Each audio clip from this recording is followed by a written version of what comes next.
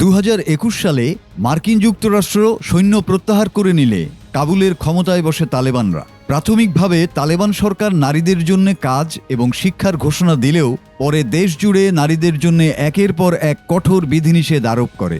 সেখানে ক্ষুণ্ণ করা হয়েছে নারীদের শিক্ষার অধিকার।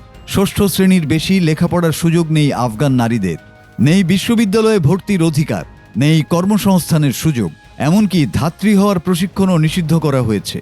এতে করে অনেকটাই সংকুচিত হয়ে পড়েছে আফগান নারীদের সামাজিক জীবন। নারীরা আটকে পড়েছে ঘরের কোনায়।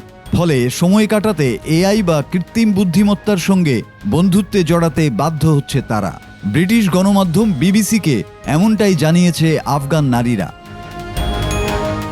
উগ্র ধর্মবাদী তালেবান সরকারের কট্টর নীতির ফলে নারীরা এখন পার্লার বা জিমে যেতে পারছেন না।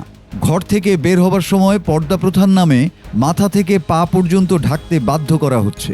পুরুষের তত্ত্বাবধান ছাড়া তাদের থাকার অনুমতি নেই। এছাড়া প্রকাশ্যে গান গাওয়া, কথা বলা, এমনকি প্রার্থনা করারও অনুমতি নেই।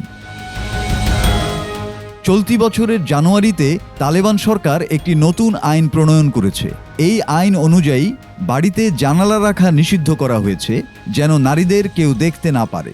এ বিষয়ে এক্স মাধ্যমে তালেবান সরকারের মুখপাত্র জবিউল্লাহ মুজাহিদ লিখেছেন, নারীদের রান্নাঘরে কাজ করা, উঠোনে থাকা বা কূপ থেকে পানি আনতে দেখা গেলে তা অশ্লীলতার কারণ হতে পারে।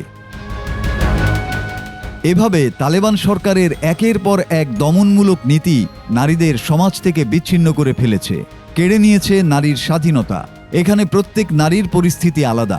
এক একজন এক এক রকম পরিবেশ ও ক্ষতির সম্মুখীন হয়েছেন। কেউ তাদের কাছের মানুষকে হারিয়েছেন, কেউ অর্থনৈতিক সংকটে পড়েছেন, কেউ চাকরি হারিয়েছেন, স্কুল ছাত্রীরা শিক্ষার সুযোগ হারিয়েছেন, বিশ্ববিদ্যালয়ের শিক্ষার্থীরা তাদের স্বপ্ন ভেঙে যেতে দেখেছেন। ফলে এই দমননীতি থেকে বাঁচতে অনেকেই ভার্চুয়াল জগতের আশ্রয় নিচ্ছেন, যা প্রযুক্তির এক নতুন বাস্তবতা তৈরি করেছে। এমন পরিস্থিতিতে এআই অ্যাপের সাহায্যে প্রিয় মানুষ বা তারকার মতো চরিত্র তৈরি করে ভাবের আদান প্রদানের মাধ্যমে বাধ্য হয়ে মিথ্যা আশার আলো জ্বালাতে কৃত্রিম বুদ্ধিমত্তাকেই বন্ধু হিসাবে বেছে নিতে বাধ্য হচ্ছেন আফগান নারীরা। মাসুদ হাসান, বাংলা টিভি।